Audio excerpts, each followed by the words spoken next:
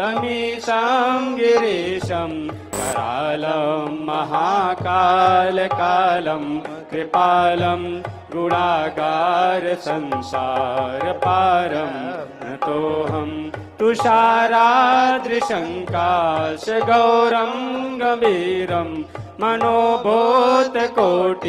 प्रभाश्रीशरीरं स्फुरन्मौलिकल्लोलिनी चारुगङ्गा लसद्भालबालेन्दुकण्ठे भुजङ्गा चलत्कुण्डलं भ्रूसुनेत्रां विशालं प्रसन्नाननं नीलकण्ठं दयालं मृगाधीशचर्माम्बरं मुण्डमालं प्रियं शङ्करं सर्वनाथं भजामि प्रचण्डां प्रकृष्टं प्रगल्भां परेशम् अखण्डां अजं भानुकोटि प्रकाशं त्रयः शूलनिर्मूलनं शूलपाणि भजेऽहं भवानी पतिं भावगम्यं कलातीतकल्याणकल्पान्तकारी सदा साज्यदान ददाता पुरारी चिदानन्द सन्दोहमोहापहारी प्रसीद प्रसीद प्रभो मन्मथारी न यावदुमानाथ पादारविन्दं भजन्ति लोके परे वा नराणां न तावत् सुखं शान्तिसन्तापनाशं प्रसीद प्रभो सर्वभूता निवासं न जानामि योगं जपं नैव पूजां नतोऽहं सदा सर्वदा सम्भुतोऽव्यं जरा जन्म दुःखोगतातप्यमानं प्रभो पाहि आपन् नमामि शम्भो रुद्राष्टमुदं प्रोक्तं विप्रेण हरतोषये ये पठन्ति नरा भक्त्या तेषां शम्भो प्रसीदति। ॐ जामदग्नेयाय विद्महे महावीराय धीमहि तन्नः श्री परशुरामः प्रचोदयात्। श्री परशुरामाय नमः। पुष्पमालाञ्च समर्पयामि, बिल्वपत्रं समर्पयामि। शावतांसां सदा नौम्यहं रेणुकानन्दनं जामदग्ने प्रभो द्रोह क्रोधाग्निवैकण्ठं लोपकं रेणुकानन्दनं वन्दते सर्वदा शत्रुदुष्टान्तकं वै करस्यं धनुं राजते यस्य हस्ते कुठारं प्रभो फुल्लरक्ताब्जनेत्रं सदा भास्वरं रेणुकानन्दनं वन्दते सन्ददा तेजसां शुभ्रदेहां विशालौकरो श्वेतयाज्ञोपवीतं सदा धारकं दिव्यभाले त्रिपुण्डं जटाजूवरं रेणुकानन्दनं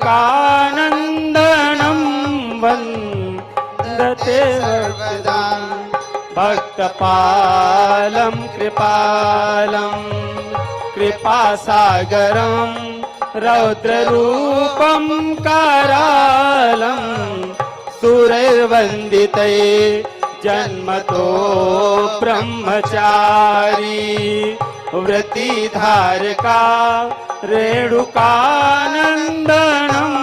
वन्दते सर्वदा ज्ञानविज्ञानशाक्तिश्च।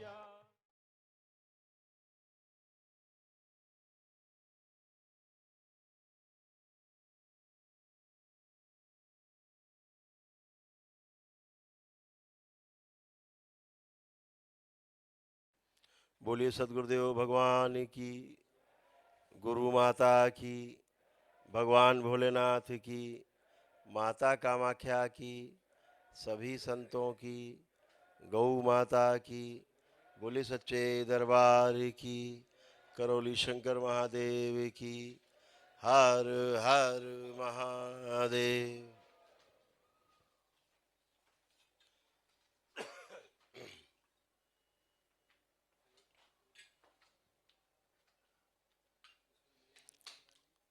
दरबार में आप सभी का बहुत बहुत स्वागत है।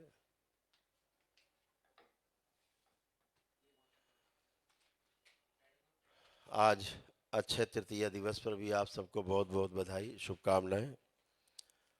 आज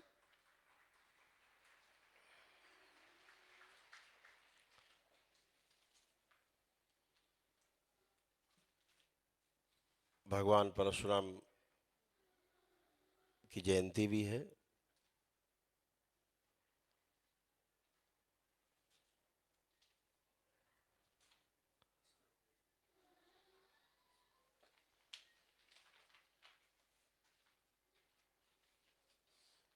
वो भगवान परशुराम जो वन मैन आर्मी कहे जाते हैं, अकेले ही पूरी आर्मी, कभी किसी से नहीं हारे। और भगवान शिव के इकलौते शिष्य, बाकी जितने रहे सब भक्त माने गए, भक्त कहे गए, इकलौते शिष्य।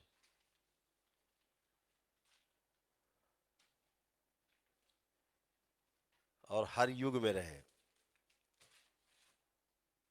पौराणिक काल से लेकर के आज तक हर जगह उपलब्ध रहे, हर जगह सर्वत्र है। अगर अपने पिताश्री की स्मृतियों के चलते, जो स्मृतियां रह गई पितृमुक्त के बाद भी, तो जब भी उनके पिताश्री की स्मृतियां आगे आती थी, उनकी हत्या हुई थी पिताश्री की, तो बदले की भावना, उनके पिताश्री की मरते के समय की बदले की भावना, वो स्मृतियां रह गई, जिसके कारण जब भी वो स्मृति आगे आती थी बदला लेने वाली, तो उन्होंने गाजर मूली की तरह लोग काटे, और 21 बार काटे।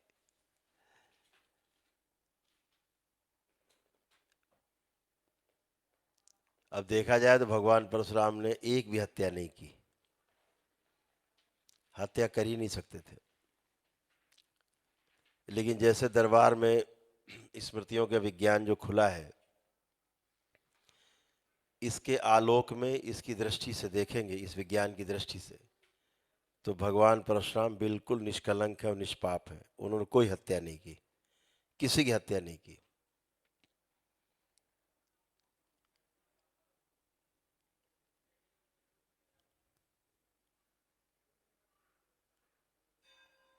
वो स्वयं में इतने शक्तिशाली थे कि अपने एकमात्र श्राप से सबको नष्ट कर सकते थे। पूरा कुल खानदान, बचता ही नहीं कोई वहां क्षत्रिय कुल में। लेकिन चूंकि संहार के समय वो होते नहीं थे, संहार के समय उनके पिताश्री की स्मृतियां थी जो एक्टिवेट हो जाती थी। तमाम ग्रंथों में इसका उल्लेख है। और जब 21वीं बार वो फिर से चले काटने के लिए, जब स्मृति आगे आई, तो लोग भाग करके पहुंचे जहां हनुमान जी और जामवंत जी एक साथ बैठे थे, तो वहां पहुंचे, तो गुहार लगाई कि हमको बचाओ, हम लोगों का तो कोई हाथ है नहीं उनके पिताश्री की हत्या में, हम लोग निष्पाप हैं और हम लोगों ने कोई हत्या नहीं की, निर्दोष है। तो जामवंत जी ने हनुमान जी से कहा कि भाई इनकी रक्षा करो, बात तो सही है, और देखो कि इतना बड़ा ऋषि इतनी हत्या कैसे कर रहा है। तो कथा है कि हनुमान जी जाते हैं बात करने, चूंकि हनुमान जी स्वयं रुद्र के 11वें अवतार कहे जाते हैं, शिव के ही, तो उन्होंने बात की तो बात नहीं बनी। तो परशुराम जी ने कहा भाई तुम भी जाओ, नहीं तुम भी, तुम्हारा वध भी हम कर देंगे। तो फिर युद्ध हुआ, 5 दिन युद्ध चला, ऐसी कथा है।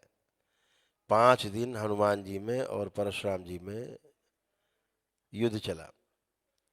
अब वो तो भगवान परशुराम खुद ही थे, वो कहाँ हारने वाले थे।